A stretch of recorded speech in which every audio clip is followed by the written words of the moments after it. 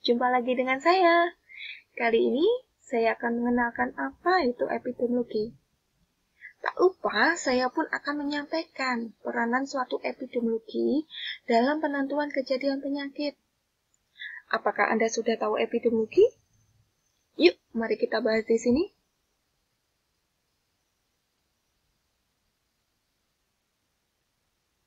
Nah, di era modern ini, pengertian epidemiologi adalah ilmu yang mempelajari tentang frekuensi dan distribusi masalah kesehatan pada sekelompok orang ataupun masyarakat, serta kita pun mempelajari dari determinannya.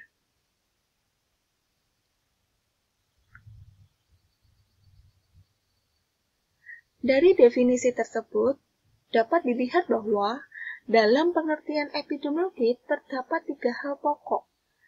Di antaranya yang pertama yaitu frekuensi masalah kesehatan. Frekuensi yang dimaksud di sini menunjuk pada besaran masalah kesehatan yang terdapat pada sekelompok manusia atau masyarakat. Untuk dapat mengetahui frekuensi suatu masalah kesehatan dengan tepat, ada 2 hal yang harus dilakukan. Yang pertama yaitu menemukan masalah kesehatan yang dimaksud, dan yang kedua yaitu melakukan pengukuran atas masalah kesehatan yang ditemukan tersebut. Komponen yang kedua dari pengertian epidemiologi yaitu distribusi, atau yang disebut dengan penyebaran masalah kesehatan. Yang dimaksud dengan penyebaran atau distribusi masalah kesehatan adalah menunjuk kepada pengelompokan masalah kesehatan menurut suatu keadaan tertentu. Keadaan itu yang dimaksud dalam epidemiologi adalah distribusi berdasarkan manusia. Hal ini menjelaskan tentang siapakah yang menjadi sasaran penyebaran penyakit. Misalkan, karakteristik yang melekat pada seseorang diantaranya yaitu umur, jenis kelamin, suku, dan lain sebagainya. Distribusi berdasarkan tempat. Hal ini akan menjelaskan letak penyebaran atau terjadinya suatu penyakit. Contohnya, yaitu antara dataran rendah maupun dataran tinggi akan berbeda karakter dari suatu penyakit. Seperti yang kita kenal penyakit gondok atau hipotiroid. Penyakit ini banyak kita dapatkan kasusnya di dataran tinggi bila dibandingkan kita berada di dataran rendah. Hal ini karena kandungan yodium yang ada di air ataupun di air sumur yang ada di dataran tinggi itu kadarnya rendah bila dibandingkan dengan kandungan yodium yang ada di sumur di daerah dataran rendah. Untuk yang ketiga yaitu distribusi berdasarkan waktu. Pada penjabaran di sini akan dijelaskan kapan penjabaran atau terjadinya penyakit tersebut. Antara musim hujan dan musim kemarau, karakteristik dari suatu penyakitnya akan berbeda.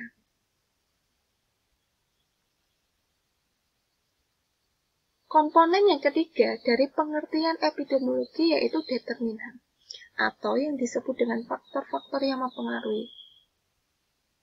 Determinan adalah menunjuk kepada faktor penyebab suatu penyakit atau masalah kesehatan, baik yang menjelaskan frekuensi, penyebaran, ataupun yang menerangkan penyebab munculnya masalah kesehatan itu sendiri. Dalam hal ini ada 3 langkah yang lazim dilakukan yaitu, yang pertama, merumuskan hipotesa tentang penyebab yang dimaksud. Yang kedua, melakukan pengujian terhadap rumusan hipotesa yang disusun. Dan yang ketiga, menarik suatu kesimpulan.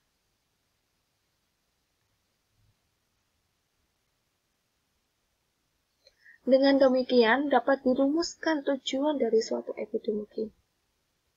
Tujuan yang pertama yaitu mendeskripsikan distribusi, kecenderungan, dan riwayat alamiah suatu penyakit atau keadaan kesehatan populasi.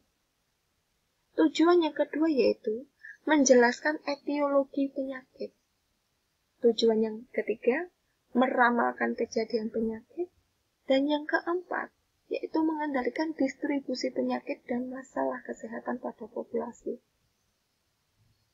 Sebagai ilmu yang selalu berkembang, epidemiologi senantiasa mengalami perkembangan pengertian, dan karena itu pula mengalami modifikasi dalam batasan ataupun definisinya.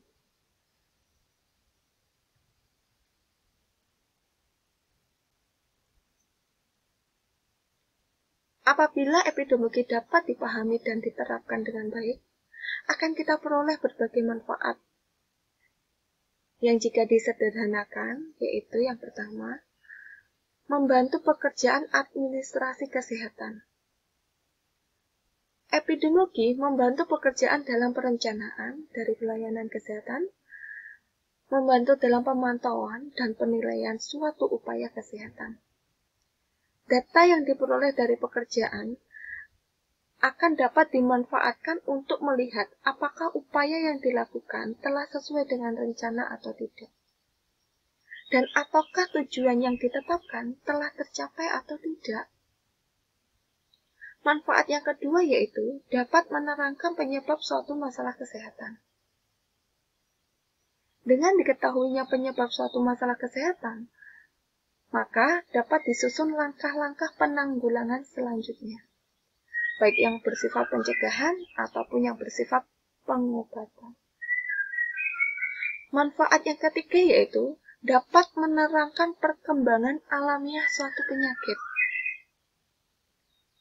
Salah satu masalah kesehatan yang sangat penting adalah tentang penyakit. Dengan menggunakan metode epidemiologi, dapat diterangkan riwayat alamiah perkembangan suatu penyakit, yang sering kita dengar dengan istilah natural history of disease. Pengetahuan tentang perkembangan alamiah ini amat penting dalam menggambarkan perjalanan suatu penyakit. Dengan pengetahuan tersebut, dapat dilakukan berbagai upaya untuk menghentikan perjalanan penyakit sedemikian rupa, sehingga penyakit tidak sampai berkelanjutan.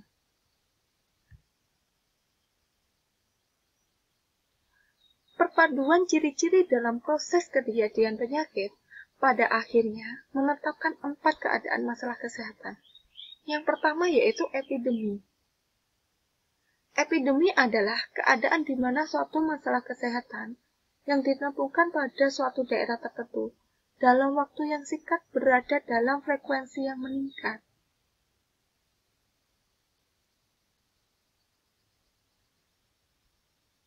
Untuk kejadian yang kedua yaitu pandemi. Pandemi adalah suatu keadaan di mana suatu masalah kesehatan yang ditemukan pada suatu daerah tertentu dalam waktu yang singkat memperlihatkan peningkatan yang amat tinggi, serta penyebarannya telah mencangkup suatu wilayah yang luas. Kejadian yang ketiga yaitu endemi. Endemi adalah suatu keadaan di mana suatu masalah kesehatan yang frekuensinya pada suatu wilayah tertentu menetap dalam waktu yang lama. Sedangkan keadaan yang keempat yaitu sporadik. Sporadik adalah suatu keadaan di mana suatu masalah kesehatan yang ada di suatu wilayah tertentu, frekuensinya berubah-ubah menurut perubahan waktu. Sebagai contoh, letak perbedaan status kejadian penyakit. Hal ini yang lagi in dalam suatu kasus adalah COVID-19. WHO telah mengeluarkan pernyataan resmi bahwa COVID-19 telah menjadi pandemi global. COVID-19 penyakit tergolong baru. Ketika penyakit tersebut muncul, maka bisa langsung terlihat sebagai wabah menyerang beberapa orang di suatu tempat di Wuhan. Meski berasal dari virus yang sama dengan SARS yang pernah mewabah, namun virus COVID-19 ini ternyata merupakan virus tipe baru. Sehingga otoritas kesehatan perlu untuk menginvestigasi virus tersebut dan mencatat siapa saja yang terdampak dan berapa orang yang terkena penyakit COVID-19. Informasi dari investigasi tersebut digunakan untuk mencari tahu cara terbaik untuk mengurung wabah dan mencegah bertambahnya penderita baru. Ketika wabah telah menyebar pada area yang lebih luas, maka penyakit tersebut telah masuk dalam kategori epidemi. Jika sebelumnya COVID-19 hanya terjadi di Wuhan, lalu kemudian menyebar keluar daerah tersebut, maka COVID-19 telah menjadi epidemi. Para ahli epidemiologi mengetahui bahwa wabah ini telah menyebar luas. Ini menandakan bahwa upaya pengurungan tidaklah cukup. Bahkan hal ini dikatakan sudah terlambat. Nah, untuk status kejadian yang lebih lanjut dikatakan pandemi, yang artinya menyebar secara internasional dan di luar kendali. Pada dasarnya, ketika sebuah penyakit epidemi menyebar ke beberapa negara, ia sudah dianggap sebagai pandemi. Namun, dengan catatan, beberapa ahli epidemiologi menganggap bahwa pandemi hanya terjadi apabila penyakit menyebar ke beberapa wilayah yang baru terdampak melalui penularan setempat. Contohnya, apabila seorang turis Singapura terpapar COVID-19 setelah dari Wuhan, maka itu bukanlah pandemi, hanya dia saja yang sakit. Akan tetapi, bila turis tersebut menularkan COVID-19 kepada teman dan keluarganya, maka itu bisa dikategorikan sebagai pandemi. Meski hal ini masih menjadi perdebatan di kalangan ahli, tapi jika penyakit tersebut telah menjadi wabah di luar area awal, dalam hal ini di luar Wuhan dan Cina, dan menyebar ke seluruh dunia, maka para ahli epidemiologi setuju bahwa COVID-19 telah menjadi pandemi. Nah, inilah contoh dari status kejadian suatu penyakit.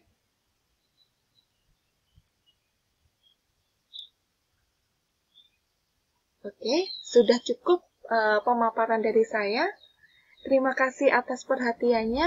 Wassalamualaikum warahmatullahi wabarakatuh. See you next time. Jangan lupa subscribe ya.